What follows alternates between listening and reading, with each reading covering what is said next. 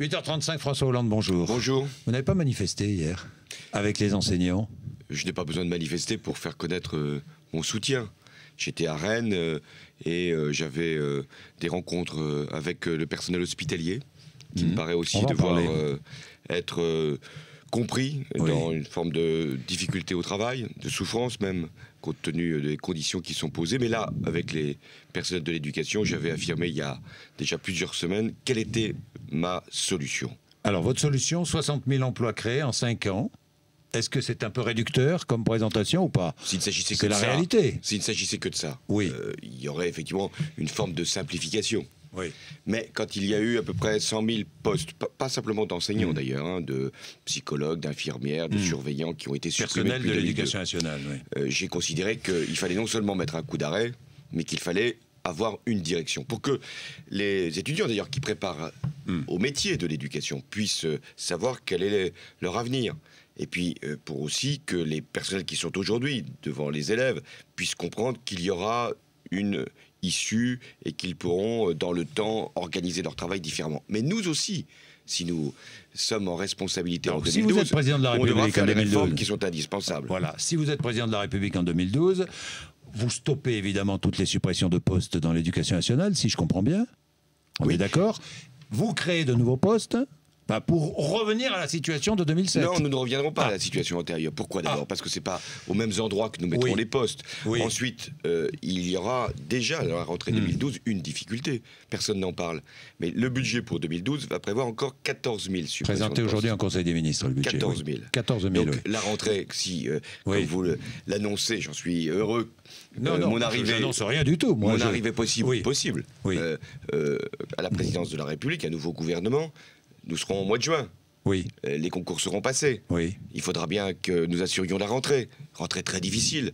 Il faudra sans doute des moyens provisoires. Donc vous voyez pourquoi il faut engager une politique dans la durée. Et je demanderai d'ailleurs au personnel de l'éducation d'avoir une compréhension par rapport à cette situation et de faire en sorte que nous puissions conclure ensemble un contrat éducatif. Mais 60 000 emplois, donc, retrouvés en 5 ans. 12 000 par an. 12 000 par an. 500 millions d'euros. Il faut dire les chiffres. 500 vous savez que millions je suis très attaché à la réduction des déficits. Ça coûtera 500 millions d'euros. Et à la maîtrise de la dette, c'est 500 millions d'euros qui se cumulent. Donc, qui se cumulent, puisque c'est 12 000, ça fait 2,5 milliards à la fin du quinquennat. Nous n'avons pas beaucoup de marge de manœuvre. Non. Pourquoi fais-je cette proposition? Parce que je considère que c'est la condition de la réussite de nos enfants. Je ne le fais pas pour plaire à une catégorie, pour dire « Regardez, on vous a fait mal, je vais vous soulager. » voter aux primaires ou à la présidentielle. Je n'ai pas besoin de ce type de calcul. Ce qui m'importe, c'est le succès de nos enfants. Parce que quand une société ne fait plus confiance à ses enseignants, quand une société ne fait plus confiance à son école, quand une société ne fait plus confiance aux moyens qui peuvent être donnés pour la réussite de chacun, lutte contre l'échec scolaire, accueil de tous dans l'école, lutte contre les ghettos, parce qu'aujourd'hui, il y a des ghettos scolaires. Et même pour l'accueil des handicapés, enfants handicapés, qui ont été finalement négligés toutes ces dernières années, je considère qu'on a un devoir, qui n'est pas un devoir moral, qui est même un devoir économique. Mais alors, François Hollande, moi, j'imagine, je suis infirmière à l'hôpital, je suis policier, je travaille à Pôle emploi. Je me dis, mais attendez, ce que François Hollande propose dans l'éducation nationale, pourquoi ne pas le proposer dans la police, à l'hôpital ou à Pôle emploi? Vous me faites penser, mais je ne veux pas du tout allez, vous faites penser. faire une comparaison. Vous penser à qui? À Nicolas Sarkozy hier, qui dit, et on l'a entendu. Pas à Nicolas Sarkozy. Non, mais sur le mode de raisonnement, vous l'avez utilisé. Bon, non, mais attendez, je suis dans la fonction publique, là. Mais on oppose des catégories entre elles. Mais là, en l'occurrence, pour l'infirmière, pour le fonctionnaire, le policier, pour l'ouvrier, pour le cadre, qu'est-ce qui importe? C'est que leurs enfants puissent être dans les meilleures conditions pour la réussite. Ça n'empêchera pas de faire, j'étais donc hier au contact des personnels hospitaliers, ce qu'il faudra engager, là aussi, avec des contraintes financières qui sont lourdes. Pour l'hôpital, il faudra faire en sorte que les postes de policiers, parce qu'il y en a eu 10 000 qui ont été supprimés, postes de policiers de gendarmes, et bien qu'il y ait là aussi un regard sur ce que nous pouvons faire. Là encore, le redéploiement recruter. Nous verrons bien, mais il y a eu 10 000 postes de policiers qui ont été supprimés. Donc il faudra bien que sur les endroits les plus sensibles, où nous avons besoin d'une présence policière, nous puissions recréer un certain nombre d'effectifs ou déplacer un certain nombre de moyens. Parce que c'est un enjeu là aussi de sécurité. Donc moi je ne veux pas opposer les catégories entre elles. J'essaie de dire qu'est-ce qui est le plus important. Aujourd'hui c'est la réussite de nos enfants. Mais on ne va pas négliger notre santé, notre sécurité, le travail productif. Mais chaque chose doit être placée en fonction des contraintes qui sont sur nous. 72% des Français pensent que les politiques sont plutôt corrompus. Vous le pensez? Non. Je ne dis pas cela parce que je suis moi-même un politique, parce que je pense que ce jugement qui peut se comprendre à la lumière de tous les scandales qui ont été révélés ces derniers jours, ces dernières semaines. Mais franchement, moi je connais la politique. J'en ai fait, non pas mon métier, j'en ai fait ma vie. J'ai regardé le fonctionnement de la vie politique depuis 30 ans. Il y a eu des progrès considérables. Avant, les partis se finançaient comme vous le savez, c'est-à-dire c'était finalement l'absence de loi. Il y a eu des lois. Et ce qui est grave là, dans ce qui s'est révélé, ce qui s'est produit en 1995, peut-être plus tard, des mallettes, c'est que là, c'est une violation des règles de financement des partis politiques. Ça veut dire quoi que Ça veut dire que si c'est avéré, il s'agit de faits extrêmement graves, non seulement parce qu'ils sont malhonnêtes, cet argent vient d'où, comment a-t-il été obtenu, mais parce qu'ils auraient truqué, en définitive, les campagnes électorales et détourné la loi qui a été votée en 1995. Il faudrait des sanctions exemplaires. Est-ce que vous faites partie de ceux qui demandent à Nicolas Sarkozy de s'expliquer sur ce qui s'est passé?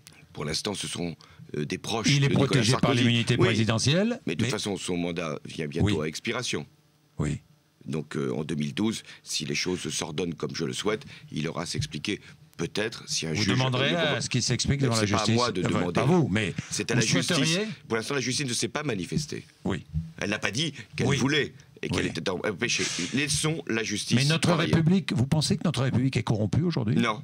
Je pense qu'il y a des méthodes qui ont été utilisées il y a quelques années, qui ont peut-être, je n'ai pas de confirmation, nous verrons bien en fonction des instructions judiciaires, été poursuivies par la gauche et la droite. Ah non.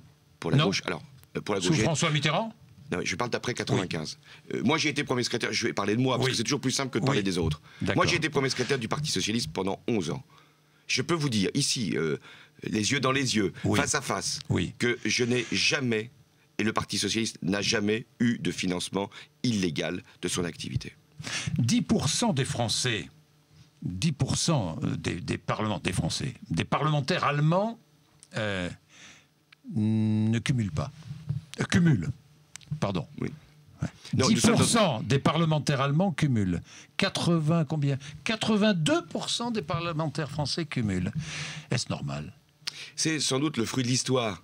Nous avons eu une république centralisée avec un parlement qui, depuis la Ve République, a peu de compétences et de moyens et d'intervention, et beaucoup d'élus parlementaires ont eu et ont encore une activité de chef d'exécutif local. 15% en Espagne, 13% Donc, l'engagement que je prends, c'est qu'au lendemain de notre victoire, j'y reviens, de 2012, eh bien, je ferai voter, si je suis dans cette situation, une loi prohibant le cumul des mandats. Et cette loi sera d'application en 2014, au moment des élections. Après les législatives. Ah oui, mais ça, il n'y aura pas de parlement entre la présidentielle et l'exécutif. Je préfère ne pas laisser l'illusion. Donc après les législatives, et vous savez, le fait que maintenant le Sénat soit passé à gauche nous permettra d'avoir cette réforme de la limitation des cumuls qui puisse être votée par les deux assemblées. Mais j'entends chez Martine Aubry par exemple, les cumulards sont hollandais, les Hollandais sont cumulards. Vous avez entendu ça, non? Oui, je ne suis pas sûr que ce soit la bonne expression. Heureusement que nous avions un certain nombre de candidats pour les élections sénatoriales qui étaient connus des grands électeurs pour être désignés et permettre ainsi le basculement de la majorité au Sénat. Donc, si vous êtes élu président de la République, dès le lendemain de notre victoire, un seul mandat? Ça veut dire qu'il y aura le mandat parlementaire pourra être simplement cumulé avec un mandat local, mais pas d'exécutif local. Pas d'exécutif local. 8h44, François Hollande, notre invité, à tout de suite. Du lundi au vendredi à 8h30 sur BFM TV. Bourdin 2012. 8h49, 8h49, François Hollande est notre invité. François Hollande, parlons économie, le budget, charge de la dette l'année prochaine, 48 milliards d'euros. Deuxième poste de l'État derrière l'éducation nationale. Premier même par rapport à l'enseignement scolaire. Et même premier par rapport à l'enseignement scolaire. Vous arrivez au pouvoir, que faites-vous? Nous devons maîtriser la dette. Et donc je ferai en sorte que les déficits puissent être réduits. À la fois par et comment, en réduisant les dépenses de l'État? Par une économie sur ce qui doit être regardé comme inutile. Combien de dépenses fiscales, ce qu'on appelle les dépenses fiscales, oui. C'est-à-dire des dispositifs qui sont supposés soutenir le logement, le tourisme, l'activité économique qui n'ont aucune efficacité. Comment maintenir L'inspection des finances avait fait un rapport qui évaluait à 10 milliards d'euros des niches fiscales ou des dépenses fiscales qui étaient d'une nulle efficacité. Comment maintenir? Ensuite, il faut aller chercher de la recette. Nous avons combien de privilèges, de dérogations qui demeurent et qui empêchent l'État, la sécurité sociale, d'avoir le plein rendement. Mais c'est la seule politique possible. Et enfin, il faut quand même aller chercher de la croissance. S'il n'y a pas de production, voilà. Alors, vous savez, comment allez-vous chercher la croissance? On a le chiffre qui nous est confirmé pour le second trimestre, 0%. Oui. C'est-à-dire que nous sommes, nous sommes dans une stagnation. Et donc, comment allez-vous chercher la croissance? Ça sera là aussi du temps. Vous avez vu que à votre micro, j'insiste sur le temps. Parce que je veux dire la vérité aux Français.